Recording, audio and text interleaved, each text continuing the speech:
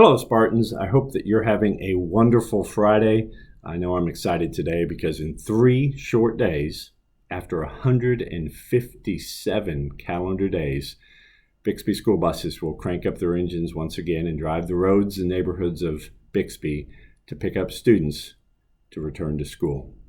After 157 days, our child nutrition workers will gather in kitchens and prepare hot meals for our students. After 157 days, school staff will line the curbs and drop-off lanes and bus ovals at each of our school sites, open doors, and welcome students back to our campuses. After 157 days, teachers will greet students at their classroom doors and look them in the eye and say, "Welcome back. We're glad you're here."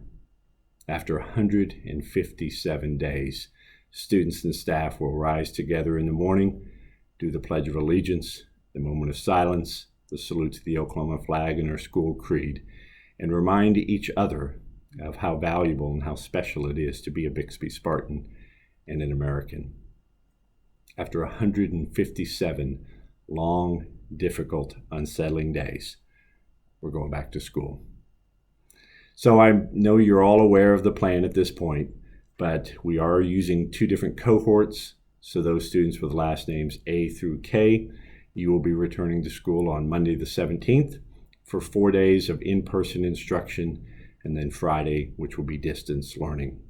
The second cohort, which is cohort red, last names L through Z, you'll continue on summer break for 1 more week, and will return to school on the 24th, follow the same schedule as the first cohort. Cohort blue, that A through K, will be off the week of the 24th through 31st. There won't be any distance learning for that group that week. Students that have enrolled in our Spartan Connection Academy or our full-time virtual will begin school on August 24th, and you'll be getting more information about that.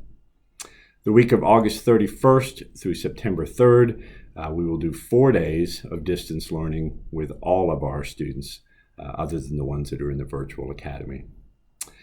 I know, keenly aware that there are some in our community that are not big fans of this plan, that feel it's overly restrictive or feel that it's not restrictive enough.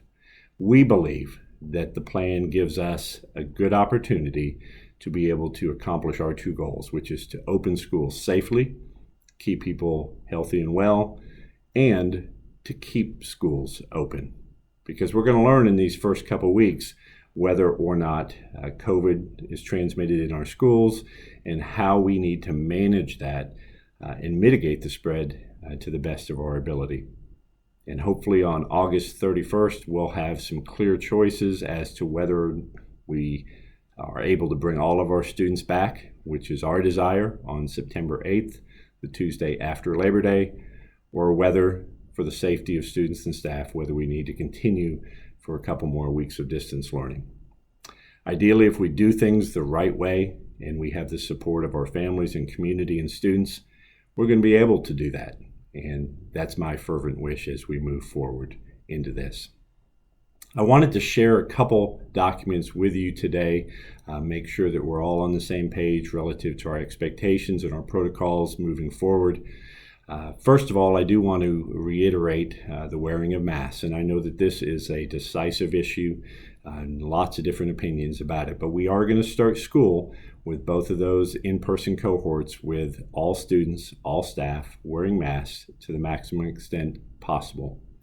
We also understand there's differences in age groups, so for younger children, we're going to have lots of breaks built into the school day, even with high school kids. Certainly in the cafeteria, sometimes in passing periods on the playgrounds at recess, we're not going to expect masks. But we will, when it is feasible, when we can't socially distance students, we are going to have that expectation. So we encourage you to have that conversation with your children between now and the time they return to school, and just let them know that it's for their safety and the safety of their friends and teachers at our school. One of the other things that's going to be very important for parents is to do the daily self-screening. And this form will be linked to this message today. I would encourage you to download it, print it off, put it on your refrigerator or on a countertop, and use it to guide your screenings each morning. It is critically important that all of our parents adhere to this, that we take temperatures each day, and that we assess whether or not our student is exhibiting any of the symptoms of COVID, and then to err on the side of caution.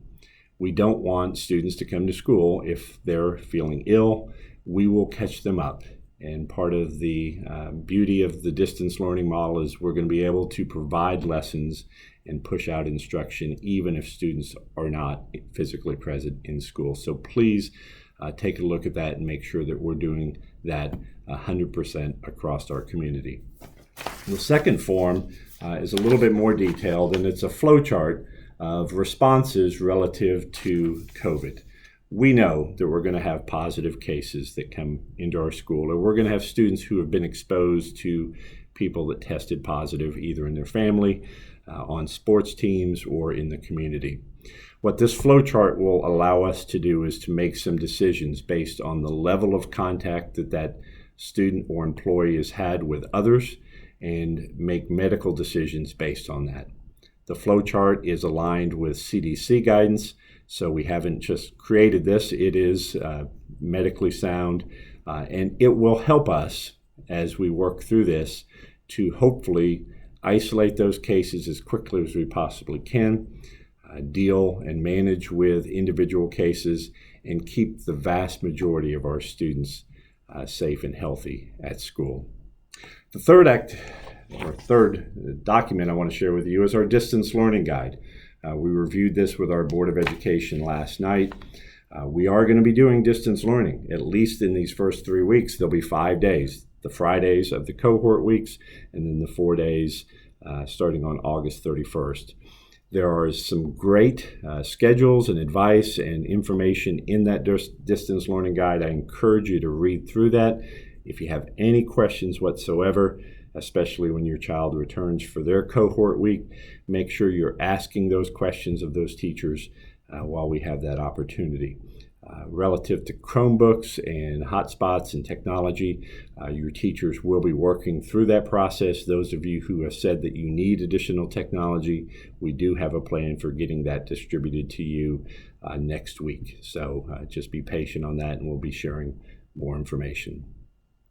I guess the final thing I want to share today is just how thankful I am for all the support that we've gotten as a school district over the past few weeks. We have a group of parents, for example, who've come together and set up some programs for our employees for childcare, which is great, and I hope that that's happening in the community as well. It shows a lot of support of our teachers and is greatly appreciated. We had a local church just recently this week that purchased box lunches for every single Bixby Public School employee.